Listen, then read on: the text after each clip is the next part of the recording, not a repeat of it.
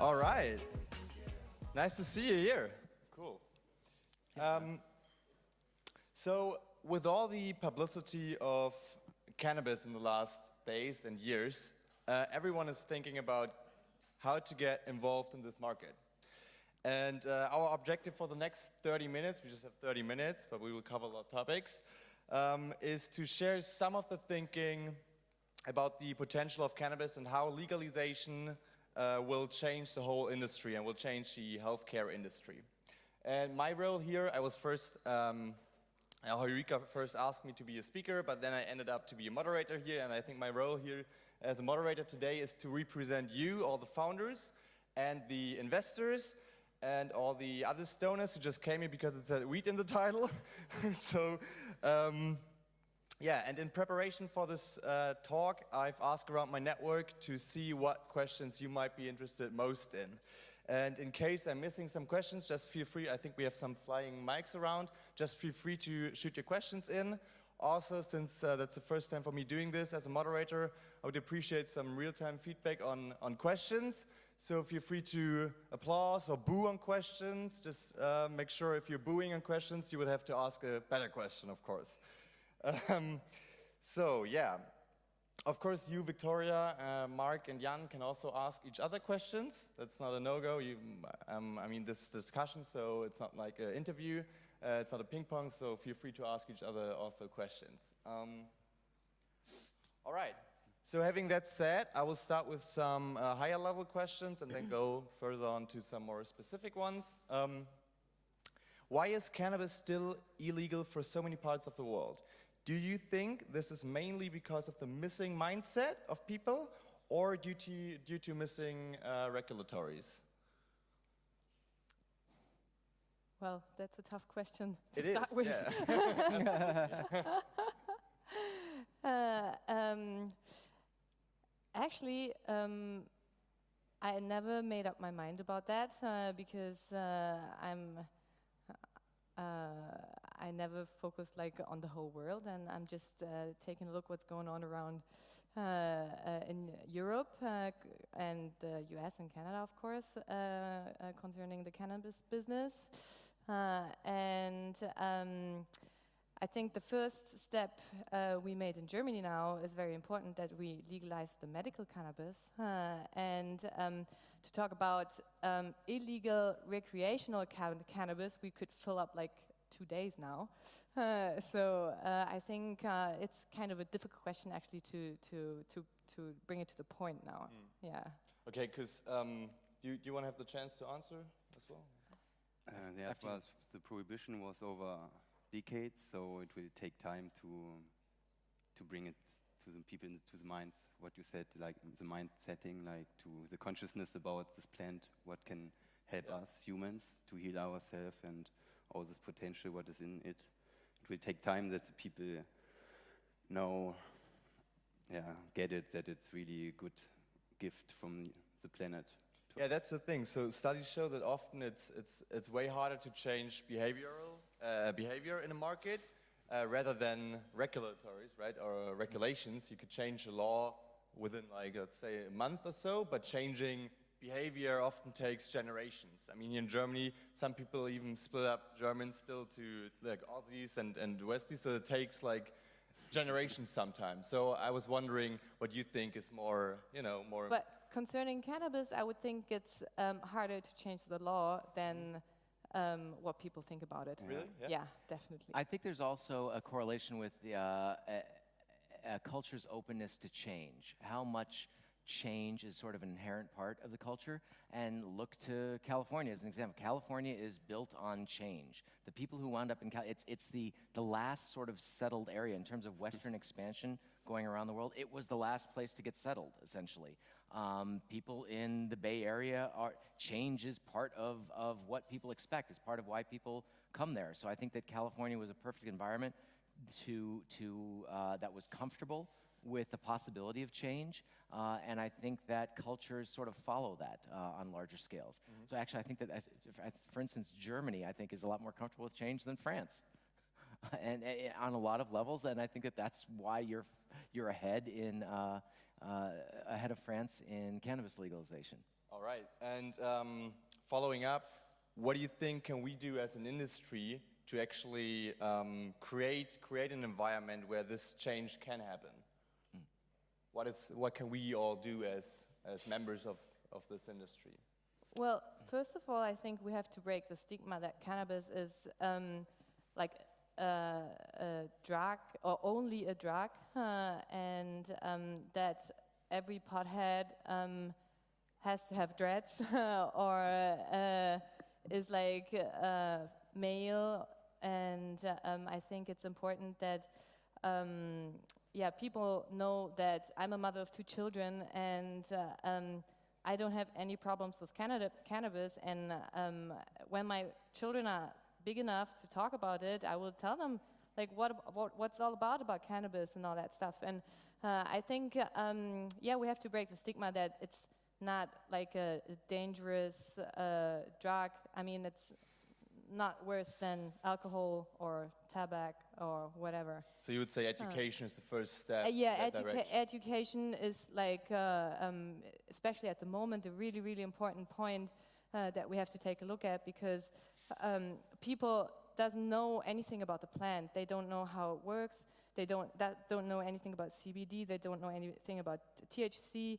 They have no idea how to grow a plant. They have no idea what kind of diseases it could be used for. Even the doctors have no idea how to deal with the plants. So education is a really big point we have to take a look at. All right, okay, thanks. Yeah, I think exactly the same. The people don't even know what this plant can give to you. They just know the THC, the drug fact. So what is it? What can it give to you? What are the benefits? It makes you high, right?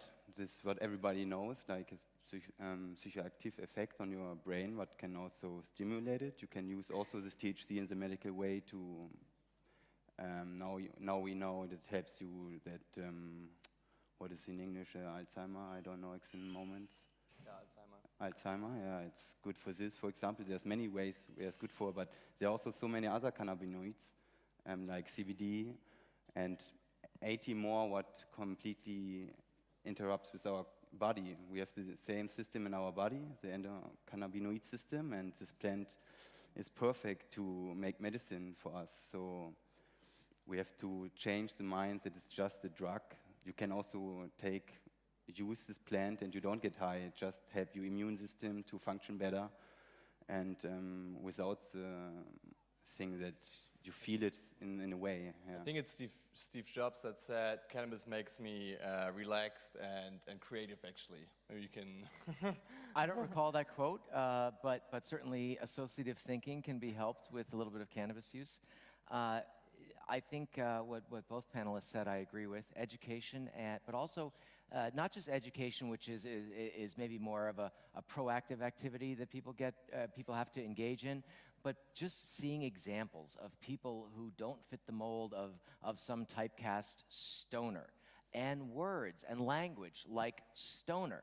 Stoner implies being stoned on the head and thus being senseless and completely disrupted. That's a terrible word.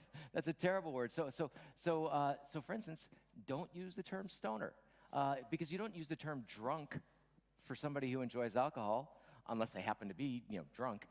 Don't use the term stoner for somebody who uses cannabis. Use cannabis. Don't use marijuana. The reason marijuana was the Spanish/Mexican slang word for cannabis, and it was popularized by the first sort of drug czar in America in the 30s, basically to create a racist association with cannabis use to Mexican people. That's why the word marijuana was used. So simple things like language and choosing your language carefully, not using terms that are loaded and will provoke a typical response, and giving people examples of parents, business people, responsible contributors to society using cannabis in responsible adult ways. Once you see enough examples of that, all of a sudden people's mental models of something changes, just like it did in America with gay marriage. Once you saw a certain amount of, all of a sudden you see 2 guys in your neighborhood or 2 women in your neighborhood married, having a normal life, being okay people. For a few years, you're like, well, I don't know about this. And then a few years later, oh, it's always been like that. It's just fine. Attitudes will change once people are given successful examples in their nearby vicinity to learn from. So let's all provide successful examples. Great answer, thanks. Yeah. Yeah. So I saw a question over there. Do you mind? Yeah, perfect.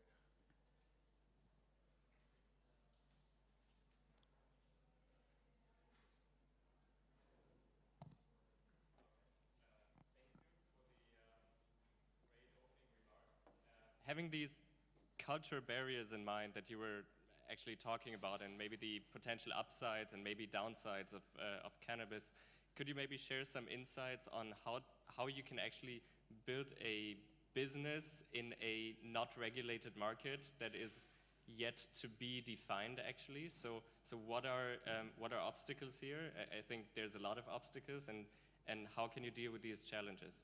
Great, yeah, that was actually my second question. Thanks. Sorry for that. Yeah, so yeah, it's a big challenge to, exactly, we're in Germany, it's full of rules. For example, we get now the import license to import medical cannabis, and it's a big step, big thing to do. You have like so many paperwork to do, and yeah, it's a challenge, it's a big challenge, but in the end it's possible. If you say paperwork, what is it in particular? In particular, I'm not an expert in this because I cannot read so much. So I need 20 more years, maybe. But our experts, it's like you go to the cannabis agency, what is built especially for this to. So there's a German agency built for people like you who wants to apply for such trading licenses or growing licenses, and then you have to go there and apply. And exactly, for a license import, you don't have. Yeah, you have to ask to get it, yeah, and then you have to make a big work to find out. So they will ask you, you need a pharmacist, you need everything. The security system is so big, so it's a lot of paperwork, and you need smart people, but it's possible, and yeah. So I started with asking why cannabis is illegal in so many countries, right? But cannabis is actually legal for 60% of Americans right now, so there's a huge potential. I think the market is now valued at $6 billion, so there's a huge market, and it's expected to grow to $50 billion. So that's why so many people are interested in getting involved. And I wondered, what was the turning point? What was the turning point? So when I was back in San Francisco, Peter Thiel started investing, and he opened up this fund, $70 million, and he's in Silicon Valley, there's this term called rainmakers, and I thought he was kind of a rainmaker. What is your point on that, Mark? Absolutely, he was. He really organized the first big fund. Now there are, I'm just started to dip my toe in the investment community, and there are $50 to $100 million funds being raised all over the place now, or actually in existence. Okay. There are a number of them, so it's not just one anymore. That was definitely a rainmaker moment.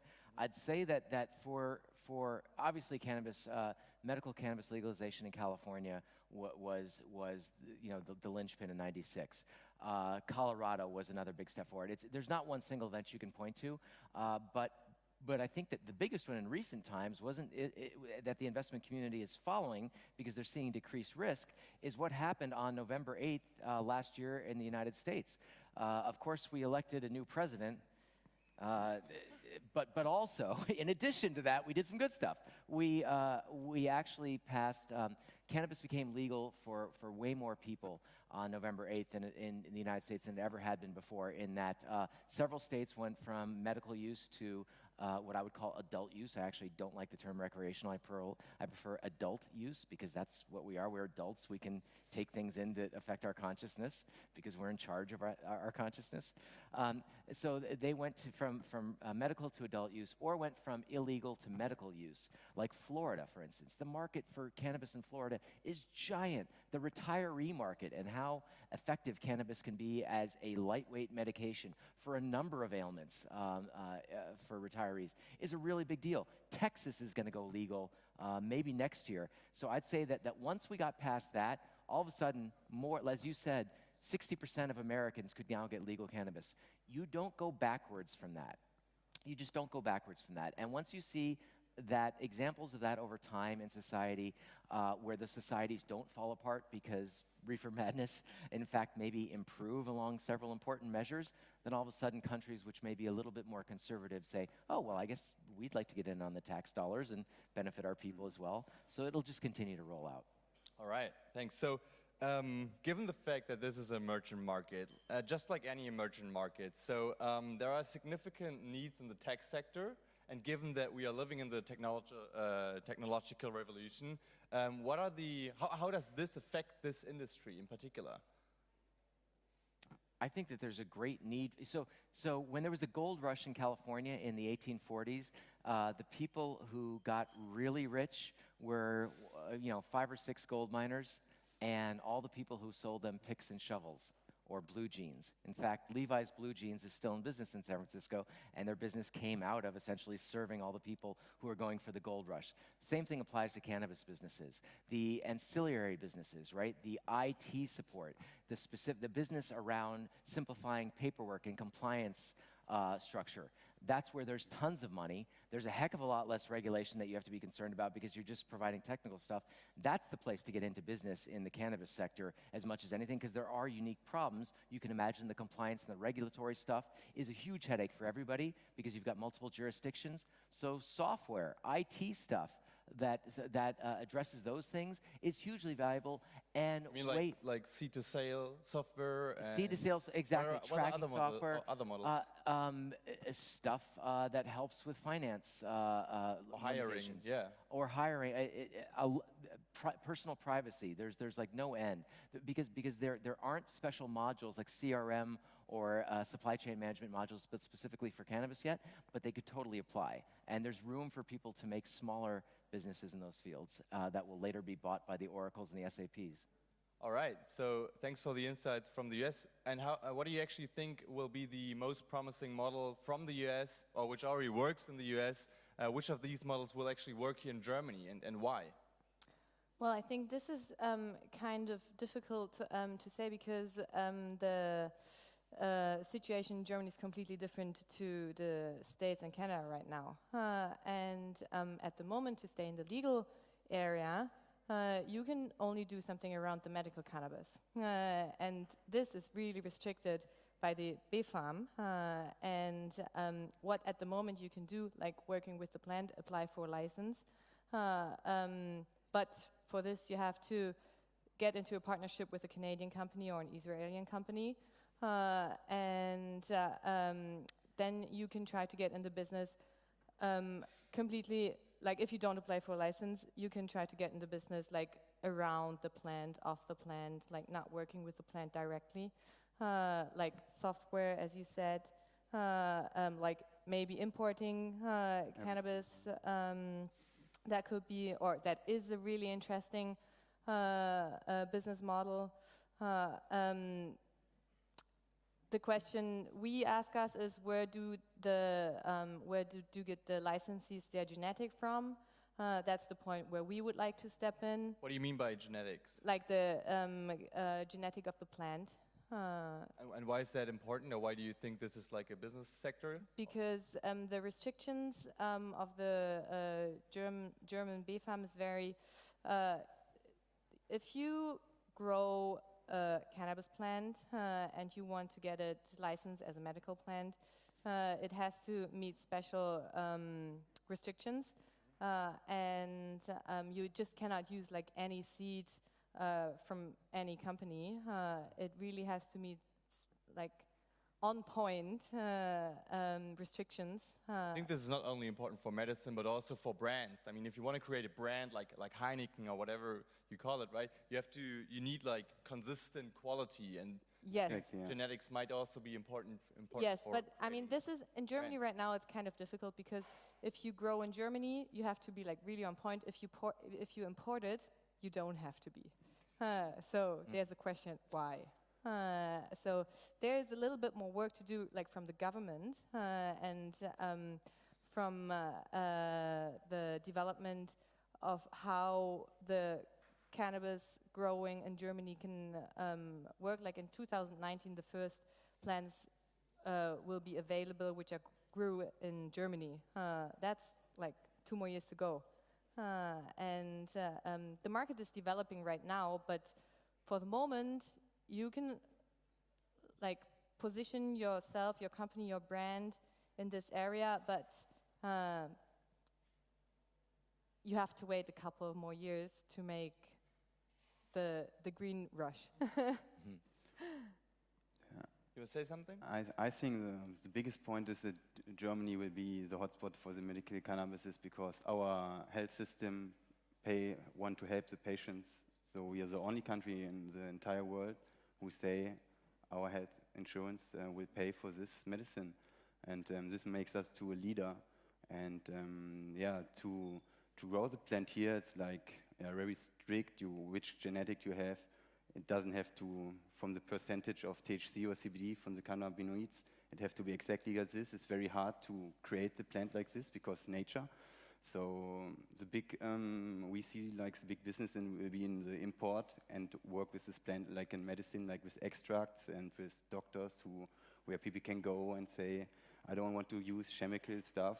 I don't want to have all these side effects. I want to work with nature and we think that the import is one of the biggest opportunities for investors. Victoria, you just mentioned that Germany is going its own way and the US is not acting as a role model, and you just supported that. So do you actually believe Germany could be this kind of role model for other countries in the European Union or worldwide for legalization, and if so, why? For medical legalization? Well... For both? Yeah, I think Germany, as always, it's trying to be the best in every case. And we have to be perfect. America first, Germany second, actually. The product has to be perfect. And since, as he said, it's a plant, it's not chemicals, it's really hard to meet all these, standardize all that. So I think we're putting some stones in our way in that case, actually. And I think if they soften up those regulations, we could be a role model, definitely. Yeah. All right, interesting. So would you say you had this kind of, I mean, we all ended up in the cannabis industry somehow, and I'm interested how. Would you say you had this kind of, attention pun intended, eureka moment, where you said, okay, now it's the time, I have to go in there, I have to invest my time and money in that industry? Maybe... I did. And it was with a German product. I used a thing called a Volcano by a company called Storz & Bickel. They're based in Germany. They're a pioneer in vaporization. It's basically like a large cone that's a pump and a heater and a big bag that you put the vapor into. It works really well. It's incredible, it makes you super, super high. It's incredible. It really works. And it's also kind of a ridiculous product experience. So when I took my first puff, I simultaneously thought, wow, vapor is so much, I'll never smoke again. And on the other hand, I was like, wow, this product experience is crappy. I could do a lot better than this. So that was my eureka moment. All right, nice. How about you? For me, it was like I was looking around the world and I see, I mean, with these plants, the people work since thousands of years, and it's in other countries, the people don't let it rub from them. They use it, and you see the markets in different countries like United States and everything. And when I heard about like my country makes a legalization for medical use, I was thinking, okay, now it's time for me to check it out. So this was my point. I was always interested all my life. The people ask me about this stuff. I don't even smoke just because of my hair and my energy. I don't know. And so I end up in different countries in this industry. And now it's in my home country. And I said, okay, now it's time for me. Yeah. All right. And you, Victoria, do you want to share a moment like that, if you have one? Well, actually, my brother, he's in that business for like over 15 years now. And he's like a completely plant nerd. he won several cannabis cups and like worldwide cups, like an Oscar for like just to have a comparison to it.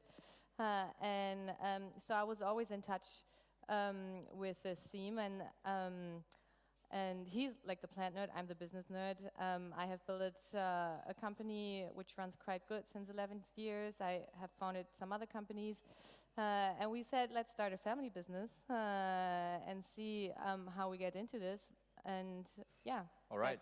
So I'm afraid we are running out of time. I have one more announcement to do and actually one last question for you, great panelists. So the announcement is that I've worked the last 2 years on my current startup called Seedin, and we are actually launching our product today. It's a home growing system that automatically grows your favorite plant right in the comfort of your home. You can go and check it out on seedin.io. It's actually printed on my bag. Do you have one here in the tech space? We're not showing around here. Okay. But if you're interested, you can come to me off stage and I will show you a prototype. So my last question, what's your counterintuitive, half crazy prediction for the next 5 years in this industry? In simple words. In the next 5 years, not a lot has changed.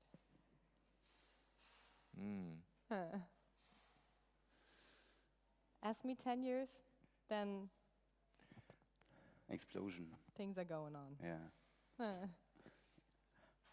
In the next 5 years, I think many people would want to join this industry, and there will be. I mean, in Germany, the law is new. Since 3 months, we can use this plant in a medicine way, and also the consciousness from the people to use the proteins, to use the oil. I mean, it will be for sure rise very high, and in 10 years there will be the legalization for everybody, and this will be the main business for many people who want to make now the brand to get the big profit in 10 years. And yeah, I think it's a very, very interesting situation at the moment. All right. I've Yeah, got you have the last word. the counterintuitive one. I think that the rise of self-driving vehicles will be directly correlated to the spread of cannabis use. Because there is not a good way to test if somebody is high such that it would affect their driving right now. There isn't a good way to test it because it's fat-based, right? Cannabis is fat-soluble.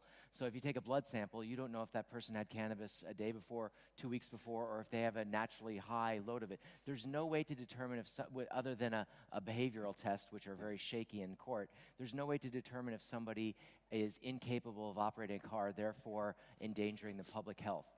As that starts to go away because of more self-driving cars, that's actually one of the biggest unsaid oppositions to cannabis legalization is the safety issue, the public safety issue. Once that starts to become less of a concern, you'll see a great deal more cannabis legalization. All right, great. Thank you so much, Victoria, Jan, and Mark.